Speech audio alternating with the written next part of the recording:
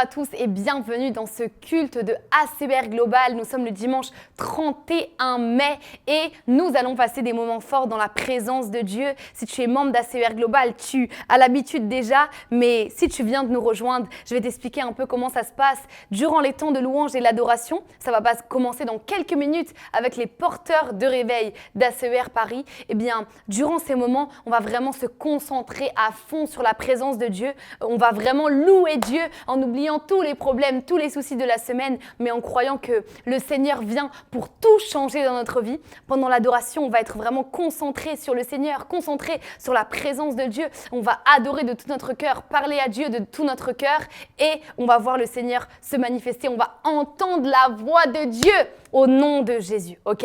La Bible dit « Mes yeux s'ouvrent quand je t'adore ».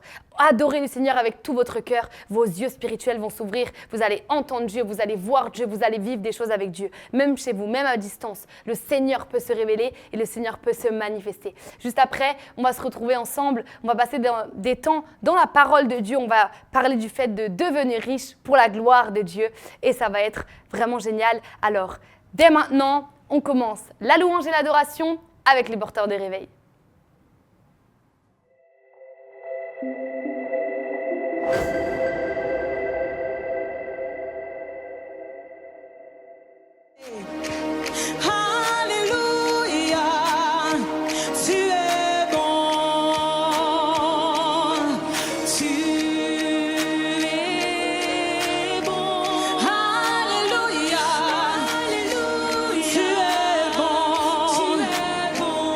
Disons tu es bon.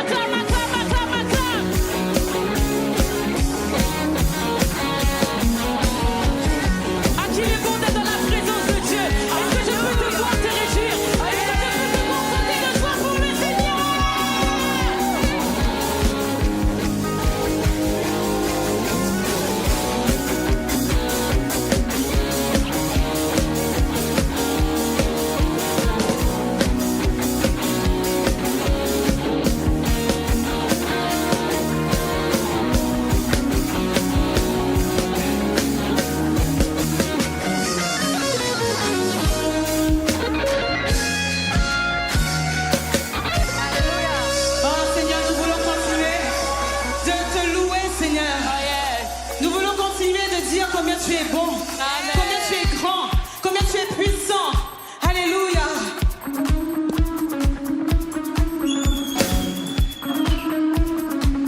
Deux fois. Ta, ta. Trois fois. On y va. Ta, ta, ta. Hey. On y va. Ta, ta, on y va. Oh, yeah. Yeah, yeah, yeah, yeah, yeah, yeah, yeah.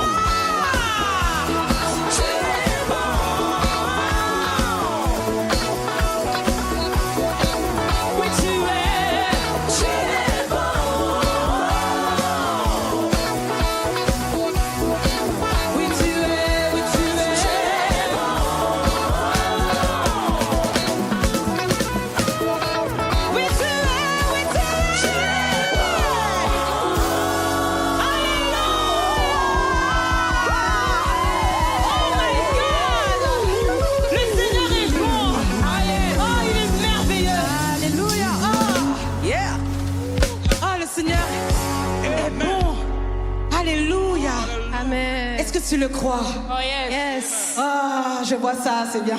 Je vous vois pas derrière, mais je crois que vous êtes aussi en train de louer le Seigneur. Ah, amen. Alléluia. Ce n'est pas fini.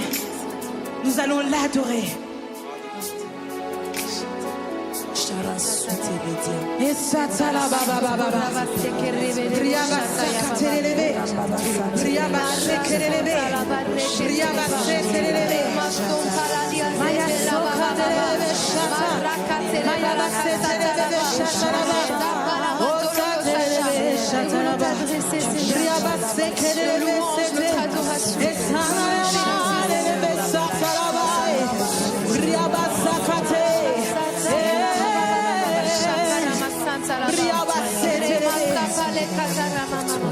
Oh Dieu,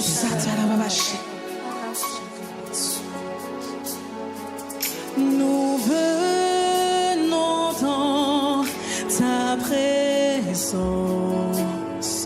le saint agneau de Dieu. Jetons nos couronnes devant toi, prosternés devant ton trône. Nous venons dans ta présence, le saint agneau de Dieu. Jetons nos couronnes devant toi, prosternés devant ton trône. Nous venons dans ta présence, le saint agneau de Dieu. Jetons nos couronnes devant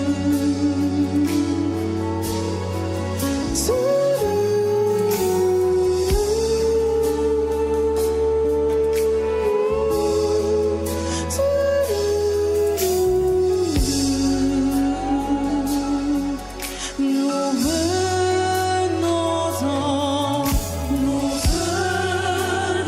dans ta présence, le saint agneau de Dieu.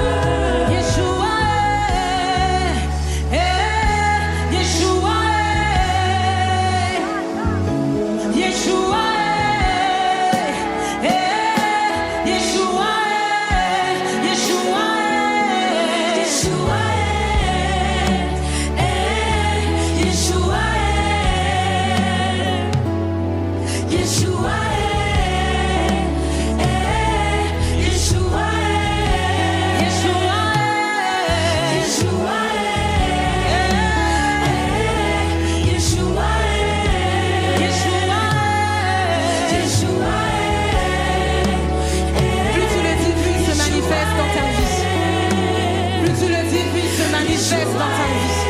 Plus tu le dis, plus il devient réel dans ta vie. Yeshua, Yeshua, Yeshua, Yeshua, Yeshua,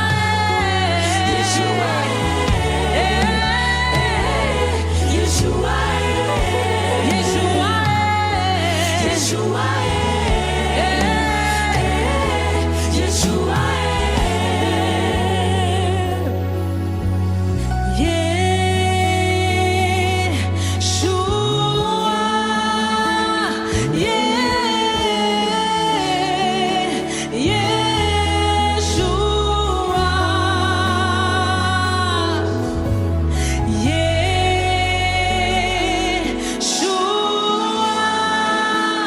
Yeah.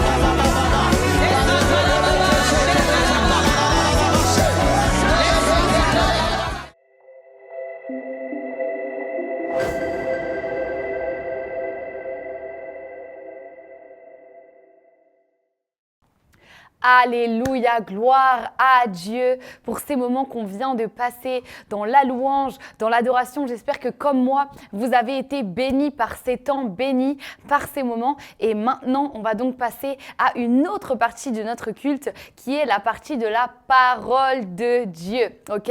On va parler de la parole de Dieu, on va étudier la parole de Dieu. Alors là où vous êtes, si ce n'est pas encore fait, bon, je vous laisse un peu émerger, on va dire, de vos temps d'adoration.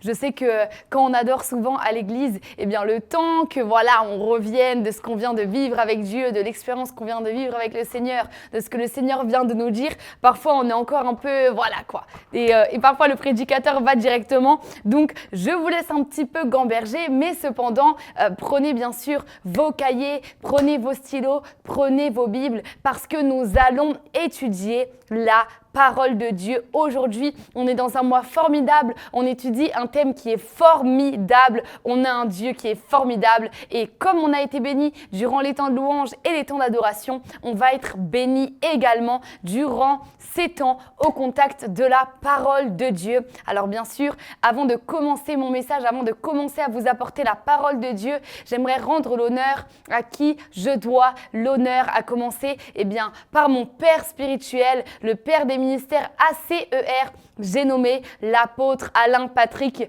Tsengue. Gloire à Dieu, c'est l'apôtre qui a fondé les ministères ACER. C'est l'apôtre qui a fondé ACER Global. C'est lui qui a fondé cette église et c'est lui qui me donne également l'opportunité de me tenir devant vous aujourd'hui et de vous apporter la parole de Dieu. Et vraiment, c'est une opportunité, une grande confiance qui m'est faite et je veux l'honorer. Merci encore, apôtre, pour cette confiance que tu m'as accordée. J'aimerais également honorer la vie de ma mère spirituelle, le pasteur Paulette Tsengue. Gloire à Dieu. Elle est cofondatrice des ministères ACER et également pasteur principal de l'église ACER Paris. Et quand on parle de prospérité, quand on parle d'aspirer à être riche, eh bien c'est vraiment un modèle pour moi dans ce domaine-là, dans ce couloir-là. Je me rappelle qu'un jour, j'avais eu une discussion avec elle et elle m'avait vraiment boosté par rapport au thème des finances, par rapport au fait d'entreprendre, par rapport au fait de mettre sa foi en action. Et c'est vraiment pour moi un modèle quand on parle notamment de ce thème-là. Donc vraiment, gloire à Dieu pour sa vie. Je l'honore. Je veux également honorer la vie de toutes les personnes qui travaillent à Évangile TV et permettent la diffusion de ce culte, à commencer par la présidente de la chaîne, la ministre Sabrina Samid, le directeur d'antenne, Jean-Sébastien Bougidos, le responsable de production, David Bonpapa et toutes les autres personnes qui travaillent à Évangile TV et qui permettent la diffusion de ce culte. Que le Seigneur vous le rende au centuple. Je bénis également la vie du pasteur étudiant Kylian Naudet, qui est également responsable d'ACER Global avec moi et ensemble, nous avons pour mission de vous accompagner dans votre marche avec le Seigneur et de vous accompagner dans votre destinée. Alors vraiment, je bénis le Seigneur pour sa vie. Il nous a bénis au culte dimanche dernier. Donc vraiment, gloire à Dieu. Ok, et bien sûr, bien sûr, avant de terminer ces temps d'honneur, je rends l'honneur à la précieuse personne du Saint-Esprit. Gloire à Dieu pour la présence de Dieu, pour la présence de l'Esprit de Dieu et pour la merveilleuse parole de Dieu qui va nous être apportée aujourd'hui. C'est la parole qui vient du Seigneur et cette parole-là, elle a pour but de nous bâtir, de nous enraciner, de nous transformer. Et aujourd'hui, elle va produire quelque chose dans nos vies au nom de Jésus. La parole de Dieu, c'est une personne et là où la parole de Dieu est honorée, eh bien la parole de Dieu peut nous transformer et peut totalement changer nos vies. Alors, on honore la parole de Dieu, la personne du Saint-Esprit également. Gloire à Dieu. Alors, rentrons dans notre message. Le titre de notre message aujourd'hui, c'est « Devenir riche pour la gloire de Dieu ». Ok, devenir riche pour la gloire de Dieu. Je crois que durant ces temps d'honneur, c'est bon. Tu t'es un peu remis de tes temps d'adoration. Tu t'es un peu remis de ta louange. Ok, tu as pris ton cahier, tu as pris ton stylo, tu as pris ta Bible. C'est très, très bien. Tu es un excellent chrétien. Gloire à Dieu. Et donc, aujourd'hui, nous allons étudier le thème « Devenir riche pour la gloire de Dieu ». Vous le savez, ce mois-ci, eh bien, nous étudions la propulsion divine par ma sagesse et mon intelligence financière. Donc, durant tout ce mois, nous avons étudié la prospérité, nous avons étudié la richesse et nous avons vu plusieurs choses. On a vu premièrement que c'est la volonté de Dieu qu'on soit riche. On avait commencé le mois, on avait fait un talk show notamment et on avait vu un peu tout ce qui pouvait, les mauvaises croyances, les croyances limitantes qui sont liées aux finances et on a vu que la parole de Dieu est claire. La volonté de Dieu est qu'on soit riche. La volonté de Dieu est qu'on soit prospère. La volonté de Dieu est que l'on marche dans l'abondance. On l'a étudié. On a boosté nos foi sur ce sujet-là. Et la semaine dernière, avec le pasteur Kylian, on a vu notamment que parfois, eh bien, ce qui nous bloque d'être riche, d'être prospère, ce n'est non pas Dieu, ce n'est pas Dieu qui bloque notre prospérité, ce n'est pas Dieu qui nous envoie des dettes, ce n'est pas Dieu qui nous envoie la pauvreté, mais qu'au contraire, parfois, eh bien, c'est notre mentalité et souvent, et la plupart des cas, c'est le cas, c'est notre mentalité qui n'est pas renouvelée, notre mentalité qui est encore stagnante et qui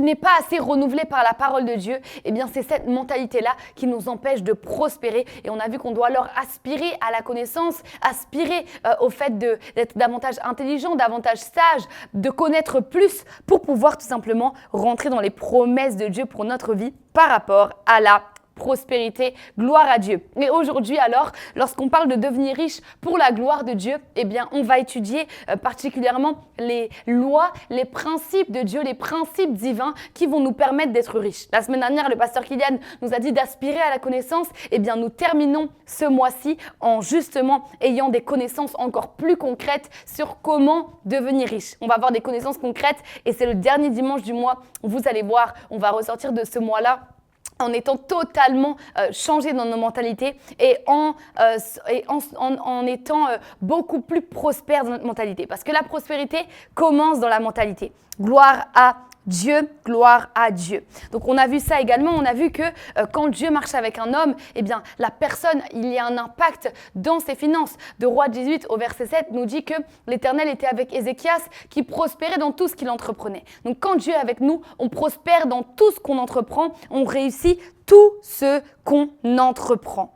Gloire à Dieu. Donc comme je le disais, nous allons étudier des lois, nous allons étudier des principes qui vont nous permettre d'être prospères et qui vont nous permettre d'être riches. Vous savez, une loi, soit on la connaît, soit on ne la connaît pas. Mais quand on ne la connaît pas, dans tous les cas, si tu l'ignores, eh bien cette même loi-là, elle va pas t'ignorer. Si tu la grilles, elle va te griller. Donc c'est très important de connaître les différentes lois. Je vous donne un exemple. Par exemple, la loi de la pesanteur, eh bien si tu ignores cette loi-là, le fait que un objet est systématiquement attiré vers le bas, vers le sol à cause de la pesanteur, si tu ignores cette loi-là et que tu décides de sauter du 5e étage parce que tu ignores la loi et que tu trouves ça cool, eh bien crois-moi que la loi ne va pas se dire que tu n'as pas fait exprès ou que tu ne savais pas. Non, la loi va te corriger. Donc une loi, si tu ne la respectes pas, bien que tu ne la connaissais pas, elle va te sanctionner. C'est la raison pour laquelle aujourd'hui, on va étudier plusieurs lois,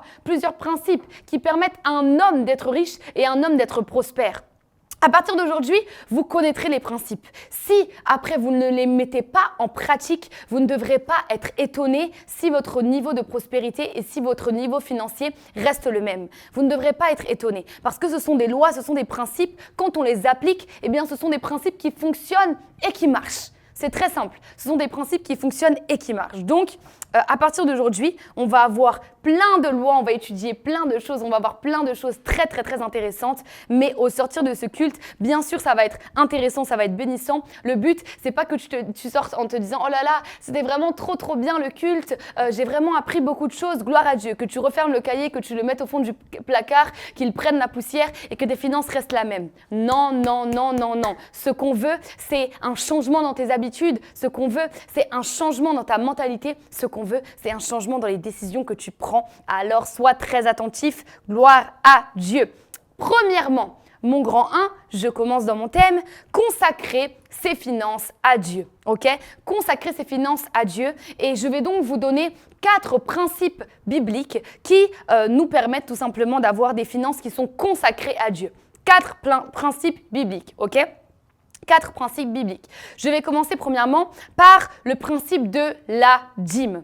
Ok, on va commencer par étudier le principe de la dîme. Alors, le principe de la dîme va se situer dans Malachie, du moins c'est expliqué dans Malachie, mais la première fois que quelqu'un va payer sa dîme, c'est Abraham qui va donner la dîme de tous ses biens à Melchisédek. Ok, c'est Abraham qui va payer cette dîme-là, qui va donner du moins cette dîme-là de tous ses biens à Melchisédek. C'était après une victoire, il me semble, que Abraham a donné la dîme de tous ses revenus. Donc, c'était avant la loi de Moïse. C'est la raison pour laquelle on considère que c'est un principe spirituel qui ne dépend pas des alliances avec Dieu, qui ne dépend pas des dispensations. Autrement dit, ça ne dépend pas du fait que la dîme, c'est quelque chose de l'Ancien Testament, c'est pas dans le Nouveau Testament. Non, la dîme est un principe spirituel parce que, pour la première fois que ça apparaît dans la Bible, c'était avant tout simplement la loi de Moïse. Donc, dans Malachie, on va nous expliquer ce qu'est la dîme. Ok. Donc, nous allons aller donc dans Malachie au chapitre 3. Hop là, je vais prendre et nous allons lire la parole de Dieu ensemble. Malachie 3. Ok. Malachie 3, verset 10. « Apportez à la maison du trésor toutes les dîmes, afin qu'il y ait de la nourriture dans ma maison. Mettez-moi de la sorte à l'épreuve, dit l'Éternel des armées, et vous verrez si je n'ouvre pas pour vous les écluses des cieux, si je ne répands pas sur vous la bénédiction en abondance. » Donc ici, on va voir que la dîme, on doit l'apporter dans la maison de Dieu, et qu'on doit apporter la dîme, la Bible dit qu'on doit apporter la dîme de... voilà, mettez-moi de la sorte à l'épreuve, dit l'Éternel des armées, et vous verrez si je n'ouvre pas sur vous les écluses des cieux, si je ne répands pas sur vous la bénédiction en abondance. Donc la dîme, on doit l'apporter dans la maison de Dieu et on nous dit bien d'apporter toutes nos dîmes. Et la dîme, on la paye donc sur tous nos revenus. C'est-à-dire que si tu as des revenus salariaux, tu payes ta dîme sur tes revenus salariaux. Si en plus du salaire, tu as des revenus locatifs, tu payes la dîme de tes revenus locatifs. Si tu reçois, par exemple, des aides, tu payes également ta dîme sur les aides. En fait, on paye la dîme sur la totalité de nos revenus. On donne 10% à Dieu. La dîme, c'est la portion d'alliance qu'on a avec le Seigneur. C'est comme pour dire au Seigneur, « Seigneur, mes finances ne sont pas à moi, elles sont à toi, elles t'appartiennent. Je t'appartiens, ma vie est à toi, tu règnes, tu domines, mes finances, elles sont à toi également. » Et la dîme, c'est également quelque chose dont le Seigneur Jésus va parler. Parce que lorsqu'il va parler avec les pharisiens, il va dire que la dîme n'est pas à négliger, ok ? Que la dîme n'est pas à négliger. Donc, la dîme, c'est ce principe-là. On donne 10% à Dieu par rapport à nos revenus. Il faut comprendre une chose, c'est que la dîme, ce n'est pas un principe d'enrichissement. La dîme, c'est une base. C'est une base, c'est-à-dire que s'il n'y a pas la dîme, dans tous les cas, il n'y aura pas de richesse plus tard. Donc, ce n'est pas la dîme qui va t'enrichir, mais sans la dîme, tu ne vas pas t'enrichir selon Dieu. Ça, c'est très important de le comprendre. Ce n'est parce que certains peuvent penser que si je donne la dîme, alors voilà, je vais récolter abondamment de mes semences, etc. La dîme, c'est pas, comment dire ? C'est pas, si, c'est une semence, mais c'est considéré comme quelque chose de normal, c'est une base. Si tu ne donnes pas ta dîme, dans tous les cas, tu peux appliquer tout le reste qu'on va donner, mais Dieu ne pourra pas faire croître tes revenus parce que tout part de la dîme. Si tu gagnes 10 € par mois, tu donnes 1 € la dîme. Si tu gagnes 100 € par mois, tu donnes 10 € de dîme. Si tu gagnes 1000 € par mois, tu donnes 100 € de dîme. Moi, je me rappelle l'époque où je gagnais mes 500 € par mois, j'avais donné mes 50 € de dîme. Bien que j'avais des charges, je devais même déjà payer un loyer, etc. Donc, vraiment, la dîme, on doit la donner et c'est ce principe-là, c'est la base. C'est la base, ok ? Y a un homme de Dieu qui explique souvent que lorsqu'on a un avocat, ok, au milieu, il y a le noyau. Et tu manges ce qu'il y a autour. Tu vas manger ce qu'il y a autour de l'avocat. Mais le noyau, tu ne le manges pas. Cependant, sans noyau, il n'y a pas de fruits, il n'y a pas l'avocat. Donc, c'était pour expliquer qu'en fait, la dîme, c'est comme ce noyau-là. Tu ne vas pas manger le noyau. Il n'est pas comestible, mais sans le noyau, tu n'as pas le reste, tu n'as pas ce qui est autour, tu n'as pas l'avocat, tu n'as pas tu n'as pas ce qui est bon à manger. Donc ça, c'est le premier principe, c'est le principe de donner sa dîme. Si tu es membre d'ACER Global et que tu ne donnes pas encore ta dîme à Dieu, eh bien j'aimerais te dire, il faut que tu puisses donner ta dîme au Seigneur. C'est vraiment très important, c'est une base. Il faut que tu puisses donner ta dîme au Seigneur. Et d'ailleurs, il y a, si tu n'as pas encore fait ta dîme ce mois, les différents liens qui s'affichent en bas de l'écran. Mais bien sûr, si vous l'avez déjà fait ce mois, elle n'est pas à refaire. La dîme, c'est une fois par mois, ok? C'est une fois par mois, généralement, au moment où tu reçois ton revenu, tu donnes ta dîme. Donc, voilà. Ok? Donc, voilà par rapport à la dîme. Deuxième principe, c'est le principe des offrandes. Le principe des offrandes où, voilà, et j'ai mis / loi de la semence et de la récolte. Bien que la loi de la semence et de la récolte touche à d'autres domaines que les offrandes, là je vais m'axer sur le domaine des offrandes, mais ça fait partie de la loi de la semence et de la récolte. Ok? On va aller dans Genèse 26, du verset 12 au verset 13. Genèse 26, du verset 12 au verset 13. Genèse 26. 12 à 13. Ok. Voilà. Isaac sema dans ce pays et il recueillit cette année le centuple, car l'Éternel le bénit. Cet homme devint riche et il alla s'enrichissant de plus en plus jusqu'à ce qu'il devint fort riche. Ok. Ici, on nous parle d'Isaac. Isaac, c'est le fils d'Abraham, n'est-ce pas? Et on nous dit qu'il a semé dans un pays, qu'il a récolté dans ce pays et qu'il est devenu riche et ensuite il est devenu fort riche. Donc on nous parle de la prospérité d'Isaac, on nous parle de la richesse d'Isaac et on nous dit juste avant que c'est parce que Isaac a semé et qu'il a semé abondamment. La Bible dit également dans 2 Corinthiens 9 au verset 6, « Sachez-le, celui qui sème peu moissonnera peu, mais celui qui sème abondamment moissonnera abondamment. » Isaac a semé abondamment, il a fait des offrandes abondamment et Dieu l'a béni. Et quand Dieu l'a béni, il est devenu riche, il est devenu fort riche. Alors, pourquoi faire des offrandes à Dieu? On l'a déjà vu à plusieurs reprises, l'apôtre nous l'enseigne dans l'école de la foi, on l'a vu dans plusieurs cultes également. Lorsqu'on fait une offrande, c'est une action de grâce qu'on rend à Dieu. Lorsqu'on pose une offrande par rapport à un sujet de prière, par rapport à quelque chose, c'est parce qu'on rend grâce à Dieu, parce qu'on croit qu'il a déjà exaucé cette chose-là. Une offrande, c'est un acte de foi. Et l'apôtre a l'habitude de dire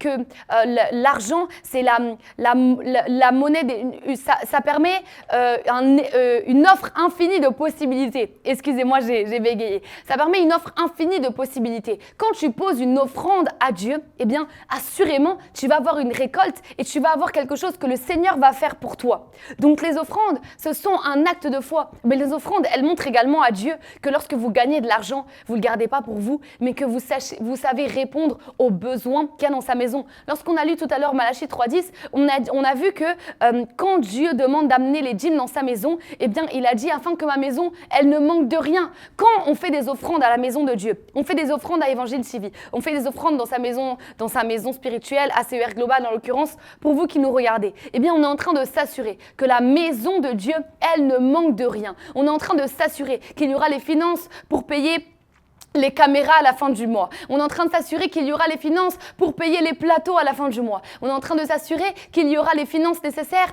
pour pouvoir faire les montages, qu'il y aura les finances nécessaires pour pouvoir proposer des nouvelles émissions, faire de nouvelles choses. Quand on fait des offrandes à la maison de Dieu, on est en train de dire, Seigneur, tu vois ton royaume, moi je le finance. T'inquiète pas, je gère ton royaume. Et quand tu dis ça à Dieu, quand tu montres ça à Dieu par tes offrandes, Dieu dit, ok, comme tu gères ma maison, moi je vais gérer ta maison et je vais gérer ta vie.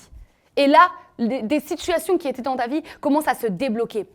Tu voyais depuis des mois, tu cherchais un travail, tu ne trouvais pas. Tu fais l'offrande, bam, la situation s'ouvre, tu commences à trouver un travail. Tu avais peut-être d'autres blocages, peut-être familiaux, peut-être des blocages au niveau de la santé, peut-être même des blocages dans les affaires, dans ta vie. Tu fais une offrande et d'un coup, tu vois que la situation se débloque. Pourquoi?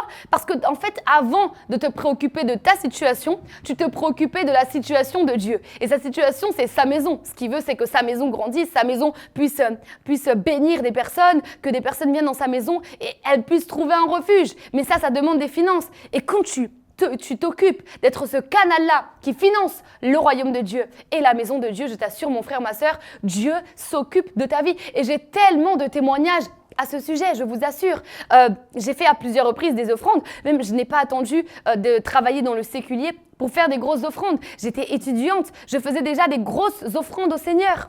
J'étais étudiante, j'avais déjà fait des promesses de dons pour le bâtiment de mon église, etc., etc. Pourquoi? Et j'avais déjà assumé ces promesses, parce qu'il ne s'agit pas juste de promettre, mais il s'agit également de donner le fruit de la promesse. Pourquoi? Parce que je croyais qu'il y avait une bénédiction qui est attachée au fait de semer, au fait de faire une offrande. Et même à l'heure actuelle, je vous assure, je continue de semer et de semer abondamment parce que je crois que quand je montre à Dieu que sa maison, que son royaume passe avant mes intérêts, je crois que Dieu me bénit et je crois que Dieu vient tout simplement, s'occuper de ma vie. Il s'occupe de ma vie. Donc, la loi de la semence et de la récolte. Plus tu sèmes, plus tu vas récolter. Mais ne t'étonne pas de la faible quantité de tes récoltes si tes semences sont également de faible quantité. Parce que tu moissonnes proportionnellement à ce que tu sèmes. D'autant plus que Dieu ne peut pas sponsoriser tes finances si toi, tu ne sponsorises pas son royaume. Et oui, c'est donnant-donnant. Dieu ne pourra pas sponsoriser tes finances si toi, tu ne sponsorises pas son royaume. Donc, les offrandes, la loi de la semence et de la récolte, c'est une loi très importante. Ne te contente pas de dire « Oui, mais j'ai déjà donné ma dîme à Dieu ce mois-ci, je ne vais pas faire d'offrande en plus. » Non, la dîme, comme on l'a dit, c'est une base. Les offrandes, ça s'ajoute par-dessus. Ça s'ajoute par-dessus. OK? Gloire à Dieu. Le troisième principe, ce sont les aumônes. OK? Les aumônes. Alors, les aumônes, c'est quoi? Les aumônes, c'est celui qui il y a quelqu'un qui a un besoin, eh bien, tu lui donnes de l'argent. Tu vas donner de l'argent à la personne. Et sachez que Dieu est un businessman, Dieu rend toujours l'argent avec intérêt. Si tu te positionnes pour pouvoir aider un frère, aider une sœur, sache que Dieu va te rendre ça, mais il va te rendre avec un intérêt. Quand tu empruntes de l'argent à la banque va te demander de la rembourser avec intérêt. Tu vas devoir, si tu empruntes 500 €, tu vas peut-être devoir rendre 550 €, 600 € parce qu'il y a un intérêt. Eh bien, si tu prêtes ça, 500 € à un frère, à une sœur, sache que Dieu te rendra avec un intérêt. Gloire à Dieu. Et vous savez, les aumônes montrent également à Dieu qu'on a un cœur généreux. Et c'est important de montrer ça à Dieu parce que Dieu lui-même est un Dieu généreux. C'est quelle générosité qui pousse un Dieu à donner son Fils unique en rançon pour les péchés de toute l'humanité? C'est quelle générosité? Je vous demande. Donc Dieu lui-même est quelqu'un de généreux. Dieu est un Dieu qui est généreux. Regardez, la Bible dit qu'à Dieu appartiennent l'argent et l'or. Pourtant, Isaac est devenu fort riche. Donc ça veut dire que Dieu a pris de son argent et qu'il a donné à Isaac, qu'il a comme promu Isaac dans ses finances. Donc Dieu lui-même est un Dieu généreux. Lorsqu'on montre à Dieu qu'on a ce cœur-là pour donner, on a ce cœur-là pour aider les autres, eh bien Dieu voit en nous quelqu'un qui lui ressemble. Et parce qu'il voit en nous quelqu'un qui lui ressemble, il va pouvoir nous confier les finances qui lui appartiennent. Et oui, il va pouvoir confier les finances qui lui appartiennent. La Bible dit, dans Acte 20, verset 35, qu'il y a plus de bonheur à donner qu'à recevoir. Un chrétien, un enfant de Dieu, doit prendre plus plaisir à donner de l'argent à un frère, à une sœur, qui est dans le manque, qui a besoin, ou même à faire une offrande, ou à faire un quelconque acte de générosité qu'à recevoir de l'argent. Il doit prendre plus plaisir en ça, parce que c'est ça le cœur de Dieu. Et ce qu'on veut, qu'on aspire à être riche, à être prospère, c'est juste à ressembler davantage à Dieu, parce que Dieu lui-même est riche. C'est la première motivation. C'est la première motivation. Et le dernier également, principes dont j'aimerais parler avant qu'on rentre dans les principes d'enrichissement qui sont de manière pratique des principes qui ne sont pas forcément spirituels mais que même des personnes dans le monde mettent en application et qui leur permettent de devenir riches. Avant qu'on rentre dans ça, on va étudier le dernier principe qui est dans la parole de Dieu. Et d'ailleurs, en parlant de ça, la plupart des principes qui sont dans la parole de Dieu, les païens également les mettent en pratique. Ils les mettent en pratique et ils voient du fruit. Plusieurs reprises, vous verrez, des grands joueurs de football, des personnes qui sont millionnaires, qui gagnent énormément d'argent, faire des dons à des associations. Pourquoi? Parce que c'est un principe. Le don, l'offrande, le fait de donner quelque chose, c'est un principe spirituel.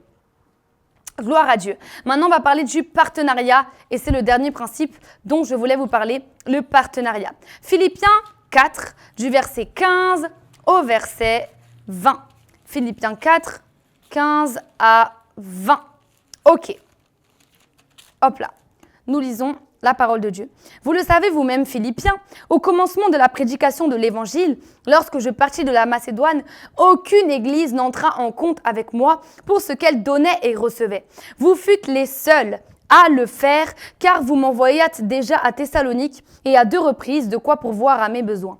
Ce n'est pas que je recherche les dons, mais je recherche le fruit qui abonde pour votre compte. J'ai tout reçu et je suis dans l'abondance. J'ai été comblé de biens en recevant par Épaphrodite ce qui vient de vous comme un parfum de bonne odeur, un sacrifice que Dieu accepte et qui lui est agréable. Et mon Dieu, my God, Palagazekete, pourvoira à tous vos besoins selon sa richesse avec gloire en Jésus-Christ.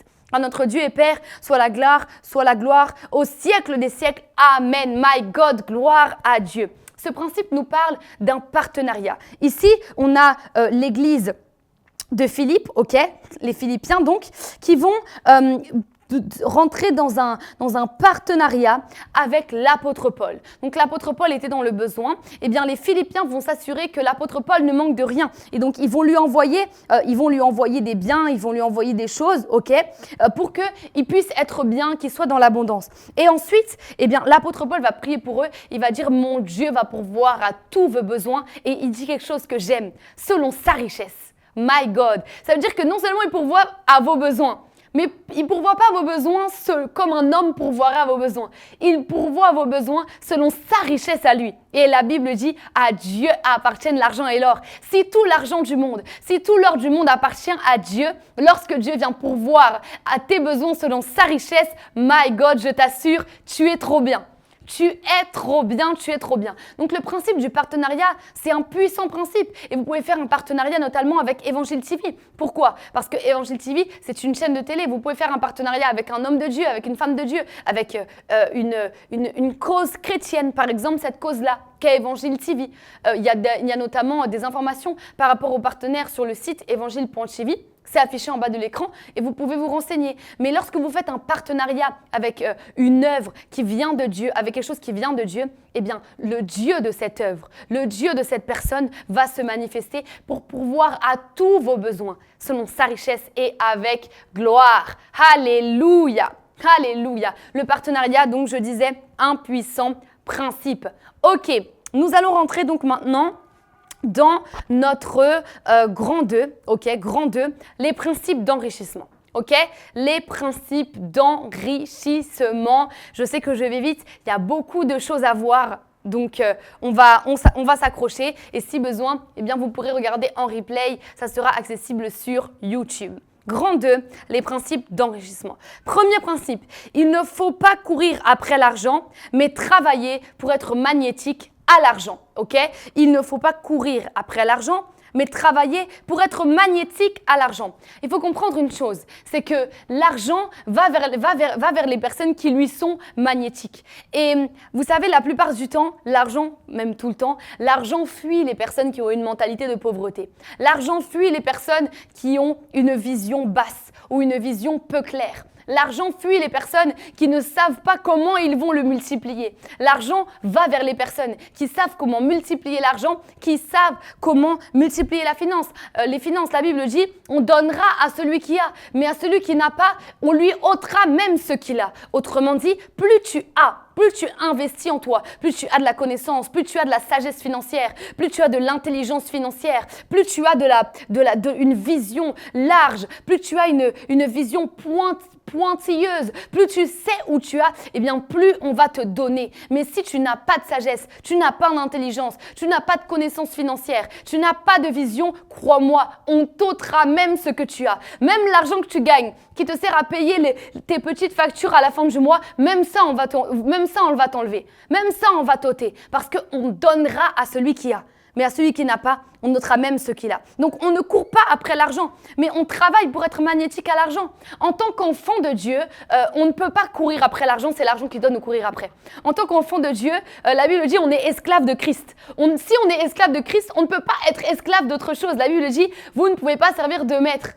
Vous ne pouvez pas servir et Dieu et maman. On ne peut pas être esclave et de Dieu et de Christ, comme l'apôtre Paul nous l'enseigne, et de l'argent. Ce n'est pas possible. Donc, un enfant de Dieu ne peut pas être esclave des finances, ne peut pas être esclave de l'argent. Un enfant de Dieu, c'est l'argent qui est son esclave. Un enfant de Dieu, c'est l'argent qui lui obéit. Un enfant de Dieu, c'est l'argent qui lui est soumis et ce n'est pas l'argent qui le contrôle.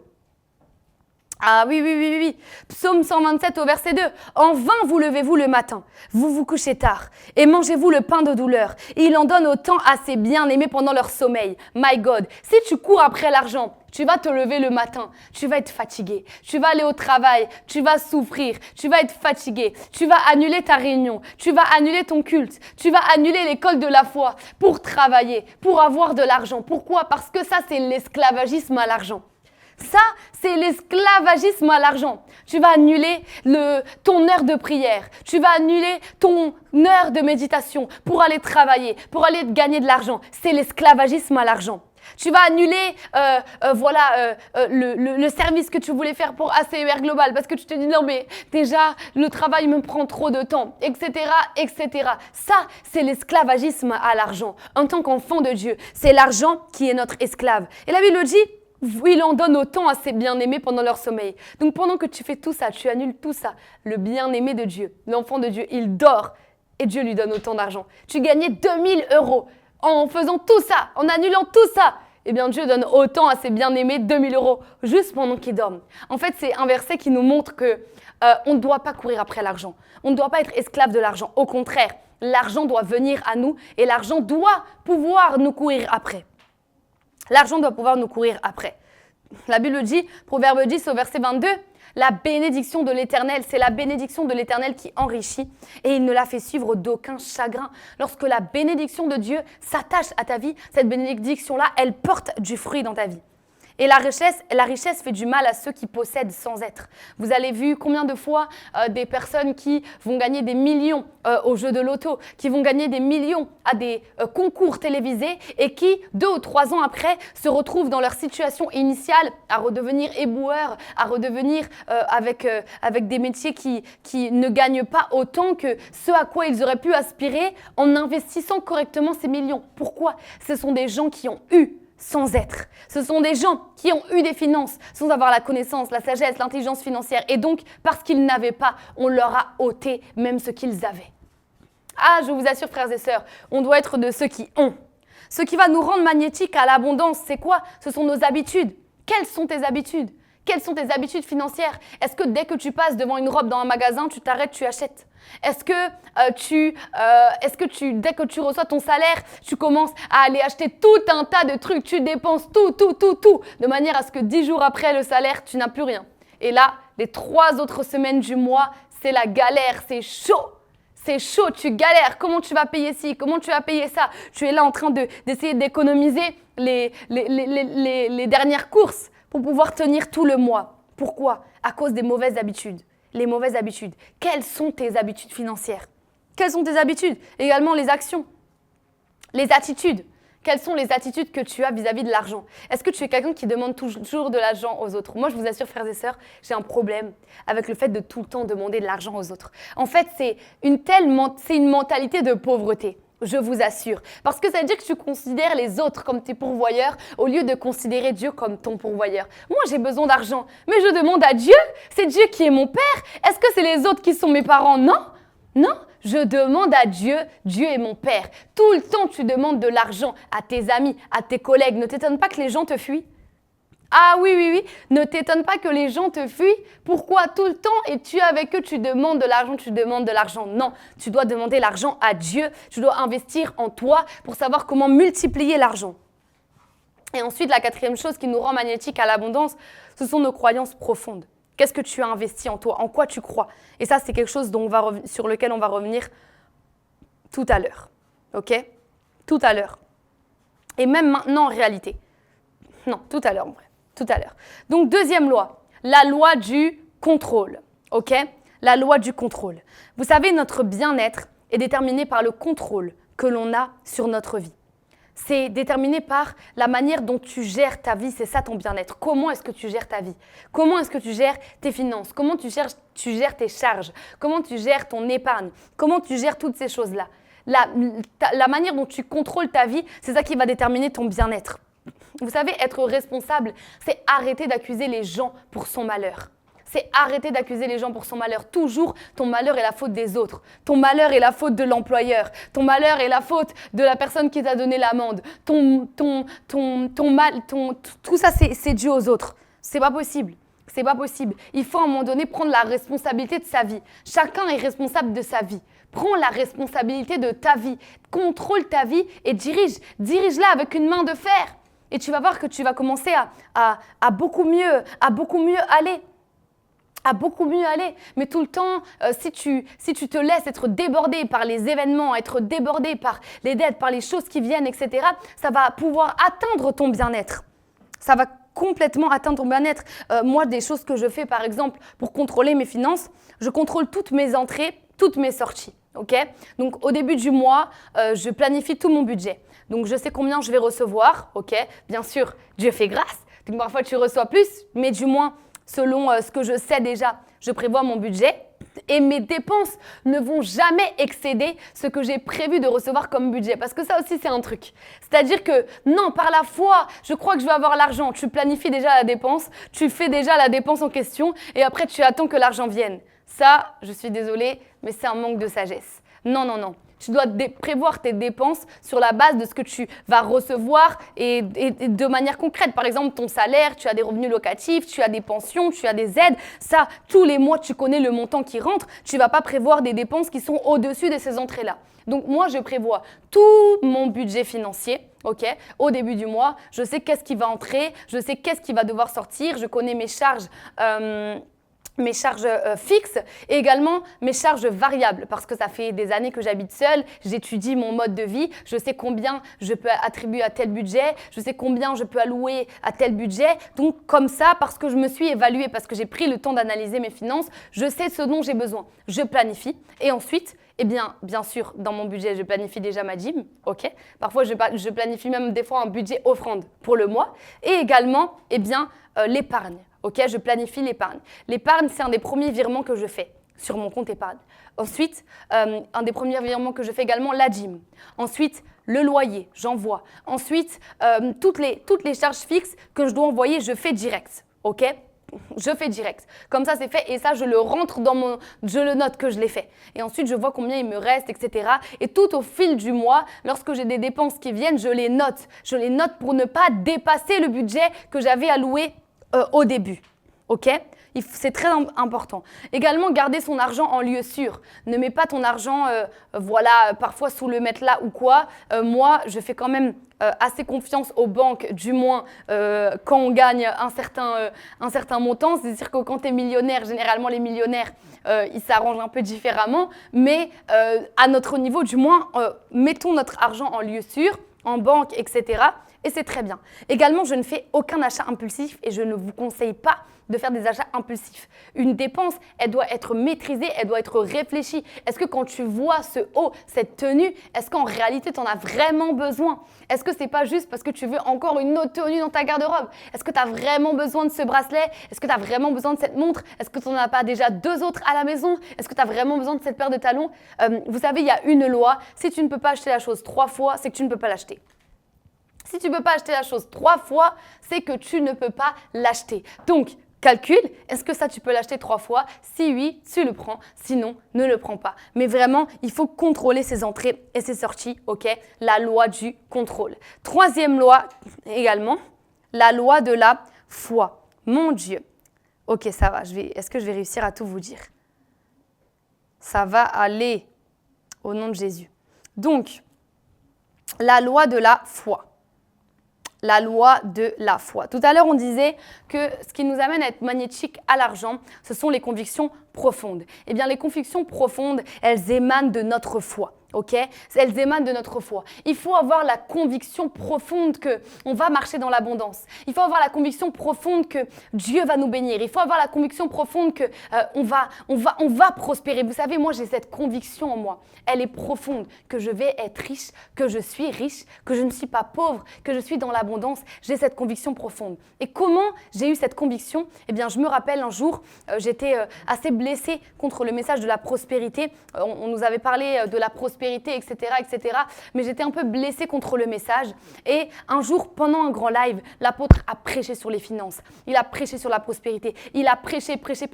Je me suis rendu compte que j'étais blessée par rapport à ce message-là. Je me suis repentie, j'ai demandé pardon à Dieu par rapport à ce message-là et j'ai dit à Dieu que je voulais y croire. Dans la nuit même, j'ai fait un rêve et Dieu m'a parlé clairement. Et Dieu m'a dit clairement dans quel type de prospérité j'allais marcher et dans quel type de richesse j'allais marcher. Donc, en fait, pour vous dire que la foi, elle est venue d'une révélation de Dieu. Elle est venue d'une parole de Dieu. Et après ça, le Seigneur a commencé à m'enseigner par rapport aux finances, à me donner des versets sur lesquels m'appuyer, etc. De manière à ce qu'aujourd'hui, tu ne peux pas me faire croire que je vais être pauvre. Tu ne peux pas me faire croire que je suis pauvre. Même à l'heure d'aujourd'hui, si mes revenus ne sont pas égaux à ce que je voudrais, je ne suis pas pauvre. Je suis riche, je suis dans l'abondance. Quand j'ai un besoin, je demande à Dieu. Dieu pourvoit à mon besoin selon sa richesse et avec gloire. La loi de la foi.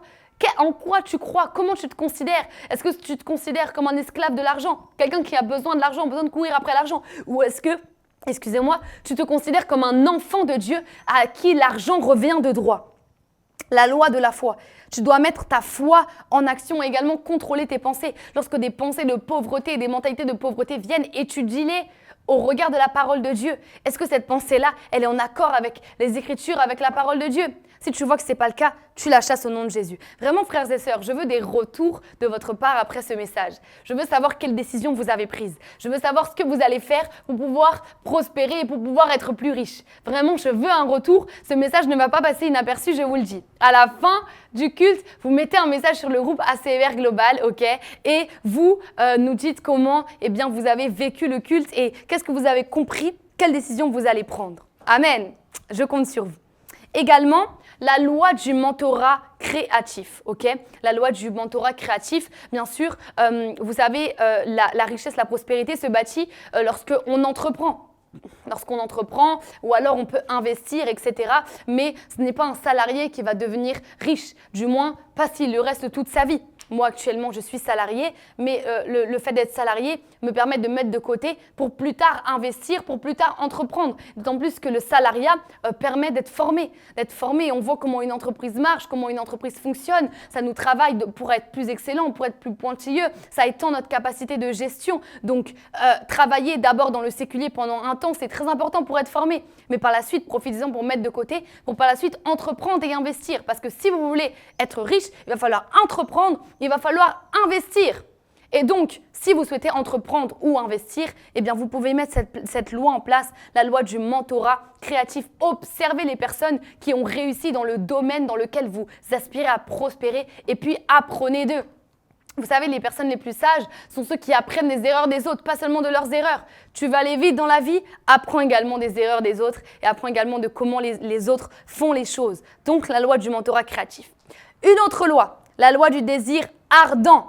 La loi du désir ardent. Le succès, c'est de se focaliser et d'être concentré sur quelque chose, d'avoir ce désir brûlant. Parce que le désir ardent nous amènera à chercher, à toquer les portes, à trouver les solutions. La loi du désir ardent. Également, je vais terminer rapidement, la loi du travail. La Bible dit, si quelqu'un ne travaille pas, qu'il ne mange pas non plus. Si tu ne travailles pas, tu ne peux pas aspirer à être riche. Tu dois à tout prix trouver un travail. Vivre des aides, frères et sœurs, c'est la mentalité de pauvreté, mais la plus répandue que je connaisse. On ne peut pas vivre des aides. On doit vivre, on doit travailler, on doit faire quelque chose. On doit se mettre en action. Ok? On doit se mettre en action. Le Saint-Esprit bénit là où il y a un mouvement. Il faut un mouvement, il faut faire quelque chose. On ne peut pas juste rester là et attendre. Ok? Et attendre. Je me rappelle souvent, je raconte ce témoignage. Lorsque je venais d'arriver en Christ et que j'ai entendu le message de la semence et de la récolte, je me suis dit, je ne vais plus jamais travailler. Je vais juste semer, récolter, semer, récolter, semer, récolter. Et comme ça, eh bien, le Seigneur va me rendre riche. Mes frères et sœurs, c'était totalement, mais à côté de la parole de Dieu. Il y a une loi qui permet de s'enrichir, c'est la loi du travail. Et il faut travailler avec acharnement. Travailler avec acharnement. Il y a un prêtre catholique qui disait tu dois prier comme si le résultat dépendait de Dieu et travailler comme si le résultat dépendait de toi. Il y a une part qui est liée au travail, la loi du travail. Tu dois la mettre en application. La loi de l'entrepreneuriat, on le disait, il faut étudier le marché, savoir comment se positionner. Pour entreprendre également, je pense qu'une des manières les plus faciles d'entreprendre, c'est déjà d'avoir un réseau, un carnet d'adresses. ok? Lorsque tu as le carnet d'adresses et que tu sais de ce dont ces personnes ont besoin, ce sera plus facile de te positionner sur le marché. Mais si tu étudies un peu un marché de loin, tu commences à te positionner, ça peut être plus compliqué de faire ta place. Le mieux, c'est d'avoir ton réseau, ton carnet d'adresses. Voilà. La loi des petits commencements, ok? La loi des petits commencements, si tu avais des mauvaises habitudes à l'heure d'aujourd'hui, bien prends une décision pour tout simplement commencer de nouvelles habitudes.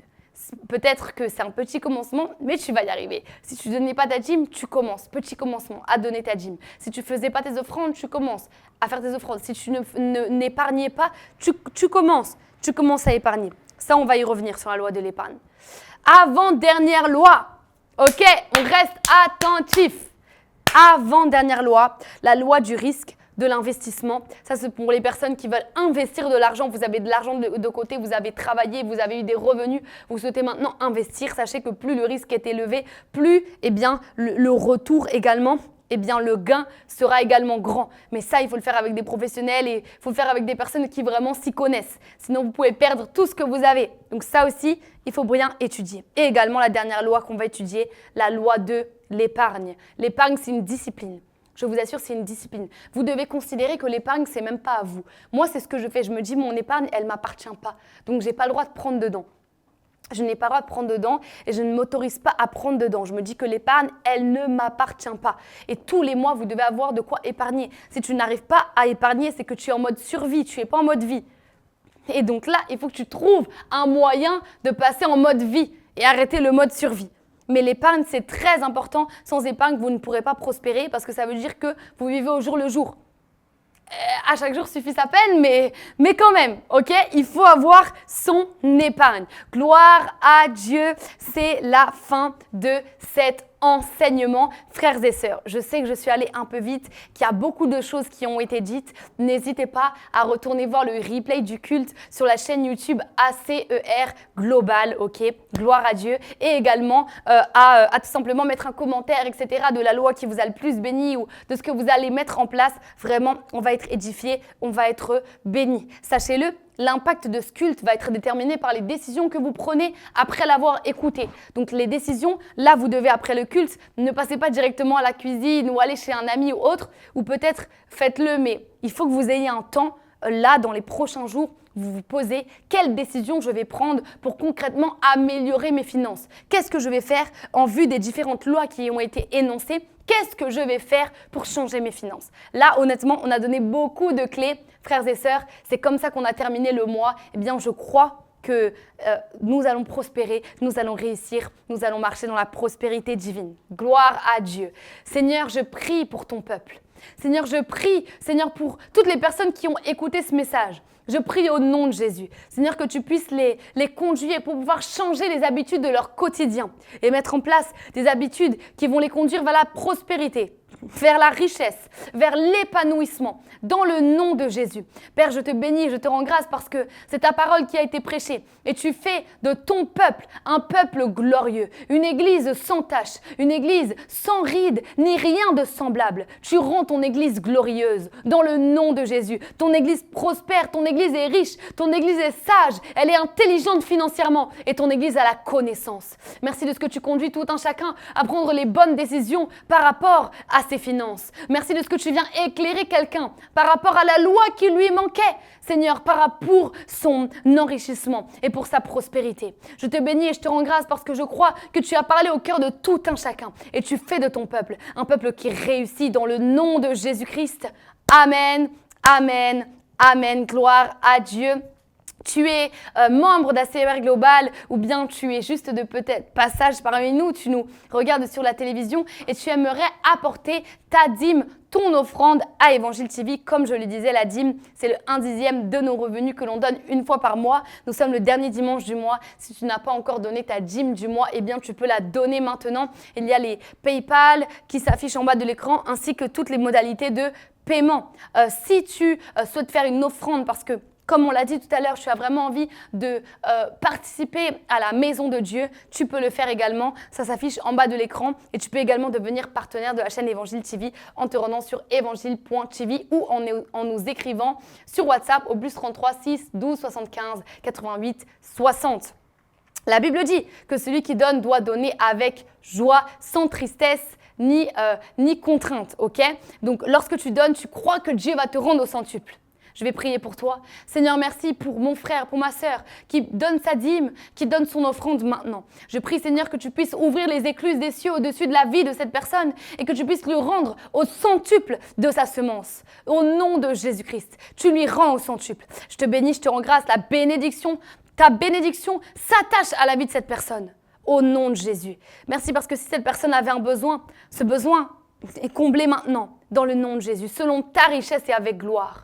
Que tu puisses combler leurs besoins selon ta richesse et avec gloire. Si quelqu'un avait des dettes, que ces dettes-là soient pourvues.